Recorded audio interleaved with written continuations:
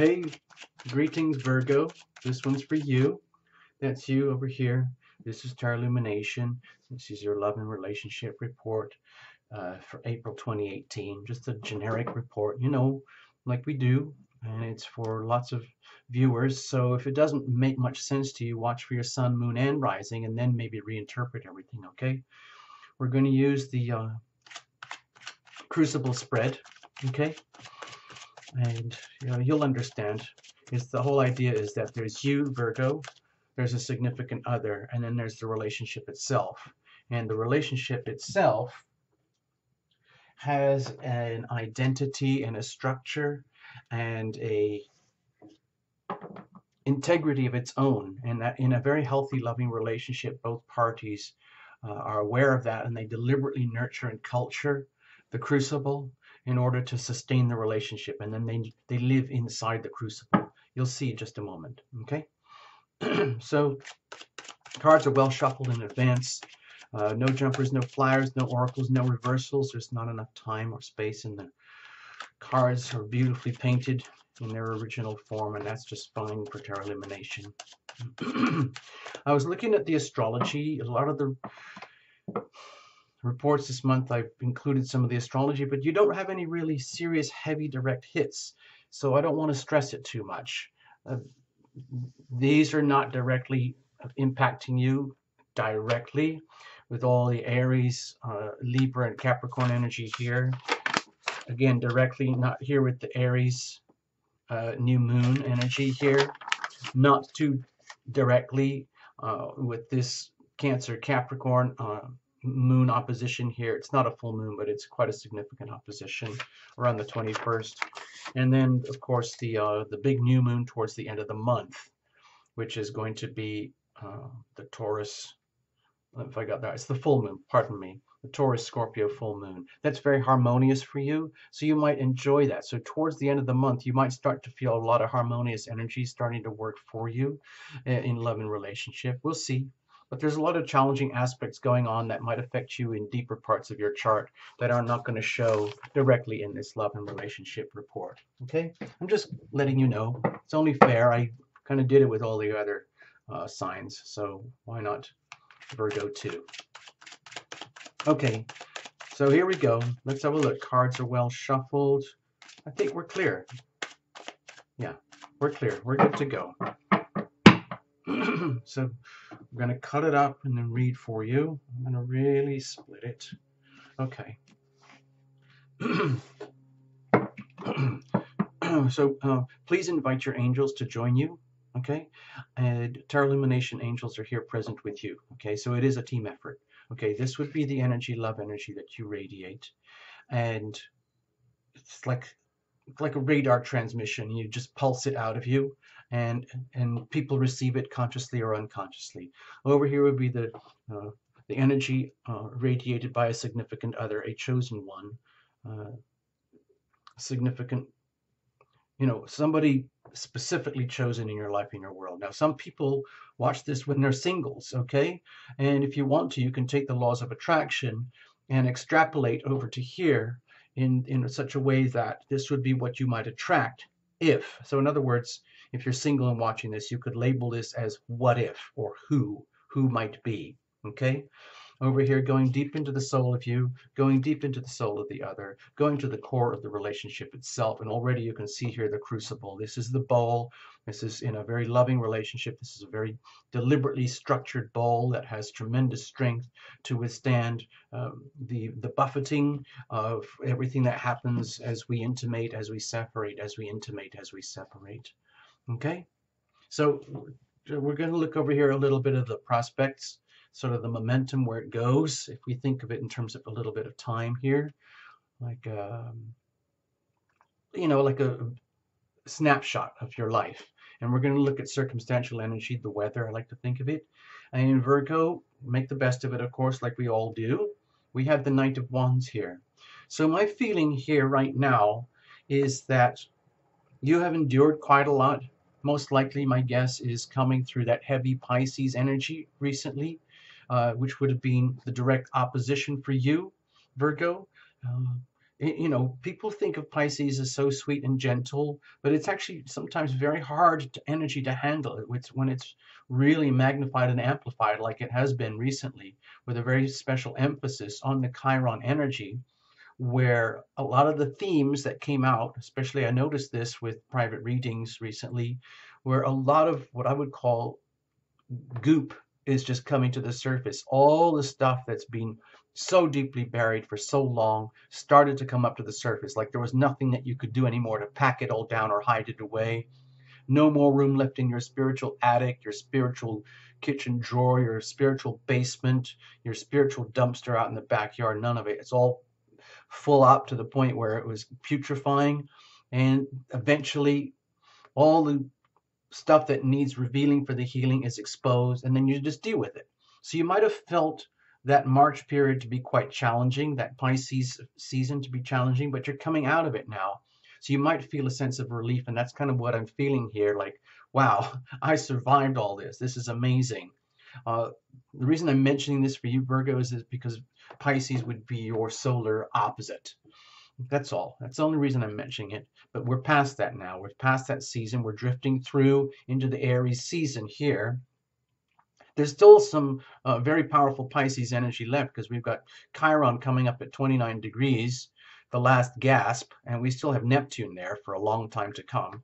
But there's enough momentum here to like let you feel like free and released from all of that. Now it's time to move on and charge forward, literally like this, like poised and ready and relieved, like having come through a storm. What do you rate? You see, here it is, Ace of Wands. It is truly a chance for new beginnings for you, Virgo. So, and it could be inspiring as well. In other words, it's almost like you're lit up, like being lit up and running with the energy, seizing the moment, which would be perfectly natural for you. And I just want to point out something here. If we put Virgo here, let's just, pretend whichever chart. Let's have a look at this one here. Let's focus on, give me a second here, the Aries new moon, for example. Okay? Because this is very new energy here, and this is exciting energy here. So I'm going to just say that this is probably to do with the Aries new moon coming out later in the month. So I'm trying to squiggle this chart so it looks like a Virgo chart. So that would be Virgo here on the horizon, okay? That would be the Virgo over here. And the Aries energy is going to be over here in your 8th house of intimacy, deep, deep soul intimacy, including physical intimacy, okay? So there could be a connection here between feeling vitalized and having a sense of new beginnings in the most intimate parts of your life, so to speak, especially if it's in the context of a love relationship here, where there could be a spark of new momentum. I know it looks ridiculous having it all upside down, but I was just trying to show you the configuration. This would be your solar 8th house, okay? 8th house, the house of intimacy, deep, deep soul intimacy, shared resources, deep soul merger. So I see that as very closely related, and I have a feeling this might also relate to the Jupiter and Scorpio energy that's happening right now, having gone retrograde, where it gives you a chance to turn inward without any kind of like shame or embarrassment. Like it would be the most awesome thing to actually tune into the energy of deep soul intimacy, shared physical intimacy with a significant other here, like literally getting turned on, tuned in and turned on. To start from scratch, let's put it that way. Now, again, remember, with the aces, it's very fleeting energy. This energy wouldn't be here. You wouldn't be radiating this unless you've done all the work and lived through the spiritual challenges to be able to carry this much energy for having new starts and new beginnings in that part of your life. So hopefully, Virgo, you in this passing fleeting moment here will recognize that and jump on that energy. And it looks like you will. Oh, wow. Okay, let's calm down here, folks. Calm down, people. Calm down. So, Virgo, it looks like you might have a very, what I feel like is a very golden opportunity, even if it's in very, very, let's say, nascent embryonic stages or phase of existence where you're just becoming aware of the possibilities for you now in love and intimacy, to the point where, because of you having done the work, so to speak, getting to be who you are, where you are right now, like purified, cleansed, all all impediments ripped out, exposed, being left with your own magnificent self, but also whatever deep, inherent, natural, let's say, beauty marks or flaws that are yours by default, uh, are no longer an impediment, but actually what defines you as being human. And then you can connect with someone else who feels the same way about you. In other words, we're going to the core of humanity here, the core of soul to soul connection. And they see an opportunity in you just as you see an opportunity in them. And it's connected. So to me, it looks very passionate and very loving and very romantic here. And it would be like a beautiful reflection of yourself, like almost like a mirror version of yourself here, where you get the chance to tap into the intimate side of life and let the love energy flow. And that is reflected back to you from a significant other who understands it, who gets it, and is willing to share that and go that far with you. It's kind of a big deal, and it seems to be very synchronistic here with the ace and the ace. It's kind of beautiful, and I don't think I've ever seen anything like this, honestly, in a reading. It's really quite beautiful. It might be very, very delicate and very, very amorphous, perhaps very hard to capture, but the potential is there. These are aces, these are energies of opportunity, and you would be relating with someone who understands opportunity as well. It is a sacred gift, and the whole idea, it is there for you. It's very important that you recognize this, though, and jump on it. Okay, literally jump on it, and take advantage. Okay, deep down at the soul level, what's going on here?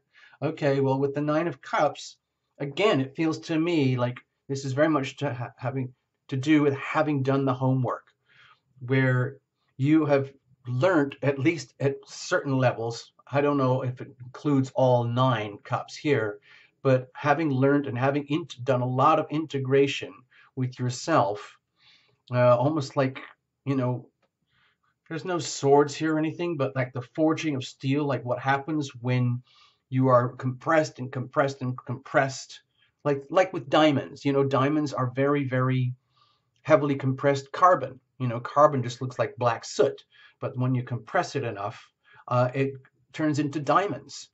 And if you think of these little cups here as little diamonds of love, this, I don't think these 9 of cups would be here that you own and so proudly, and you have full right to ownership. Uh, that wouldn't happen unless your soul had been absolutely crushed to get to that level. In other words, pulverized, crushed, intense gravitational pressure to the point where the raw elements get squashed and turned into the beautiful diamonds, and turn into what basically is, you know, love resonating, passionately resonating here. And it is reflected back to you by a significant other who gets it. They are, to me, it feels like they are as equally turned on by you as you would be equally turned on by them. And it's mutual affection, mutual, almost like mutual adoration here, mutual, um, the cherishing of a significant other in the most sacred form that we can do in human expression through our physical bodies, expressing love through our physical bodies in its most sacred expression. Let's have a look at their core. Okay, well, this is, to me, feels like, again, we're looking at there's a lot of symmetry here. I don't do numerology, but it's very hard to not notice the beautiful symmetry going on here with the aces and the nines, uh, and how inside of themselves, my feeling is that in their own way, they're sensing a reaching of a culmination here for themselves, where it's the feeling of having it all without having to apologize or answer to anyone else. And like their own sense of love and radiance is not dependent on anyone else or anything else. Their energy is not dependent on you, and your energy is not dependent on them. This is the energy of two mutually understanding souls, two completely different souls who have done their work, invested in themselves, being loving, being loved, being loving, being loved, and doing it in each in your own way to get to the point where all of us, well, not all of a sudden, but in a very, very subtle way, I'm guessing it would be like, wow, you're kind of like me. Wow, you're kind of like me. So that means I think you're awesome. Well, I think you're awesome too. Well, does that mean I'm kind of like you? I was going to ask, does that mean I'm kind of like you? I guess so. I guess so. Wow. I love this. I love you. Well, I love you. Wow. Let's, shall we? Woohoo! That kind of thing. That's what I'm feeling here. But it's in very, each is quite different, very unique, very different, but an absolutely good, loving, healthy match anyway. Let's have a look at the core. Who knows? Okay. Well, with the Five of Swords here, this has caught me off guard. With the Five of Swords here, to me, it seems like a bit of a warning. Like, so, like if something feels too good to be true, be very, very, very careful, because sometimes that happens. Like if you get that giddy energy of having met someone, or that someone in your life is all turning a new leaf, you're turning a new leaf, or they're turning a new leaf, starting having new beginnings in love and passion and romance and relationship, even if it's a long-term marriage or even if it's just something fairly recent and it's starting to grow and develop, there's an indication here. To me, it feels like both parties need to be extremely aware of your good fortune and how in our frailties as being human, it can be so easy to undermine that good fortune once, like what I would call our thoughts and our fears and our egoistic desires and needs start to take control. It's, in other words, to me, it feels like this is so potentially delicious for both parties, not just you, not just them, but both parties in the context of a significant relationship where intimacy itself is the uh, is the theme of the day. What can happen is because of our humanity and the fact that we are polarized people, it's like the deeper you go, the bigger the risk. So with the energy of such opportunity also comes great risk, also comes great reward. And my feeling here is that it's very important to understand, like the closer you get, the greater the opportunity for joy increases, but simultaneously, the greater the opportunity for um, the dissolving of joy, the dissolution of everything that works becomes apparent as well, because as we get closer and closer, we're exposed more and more and more to our deepest flaws. And all of a sudden, wait a minute, you didn't tell me I was like that. Wait a minute, you didn't tell me I was like that. Like, well, wait a minute, it's your fault it's not working anymore. Oh, no, it's wait a minute, it's your fault it's not working anymore. Well, I thought it all started out so beautifully. Well, yes, it did. I thought it did too.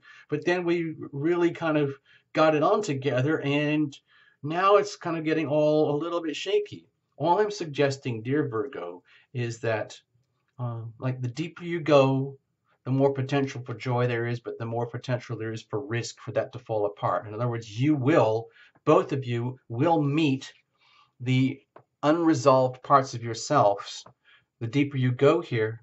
And at those moments in time, it would be very easy to lash out at each other, one or the other, like just at the slightest thing that goes wrong. Anything that would feel like it undermines the bliss and joy here could be taken very personally, very seriously, and the blame could easily be assigned to the other. Okay, rather than just pretend this card didn't exist here, or we didn't do the readings this way. This would all look rosy and peachy. All I'm suggesting here is we need to be very, very realistic about what's happening here when you go this deep and share this much love with another, and you get this intimate.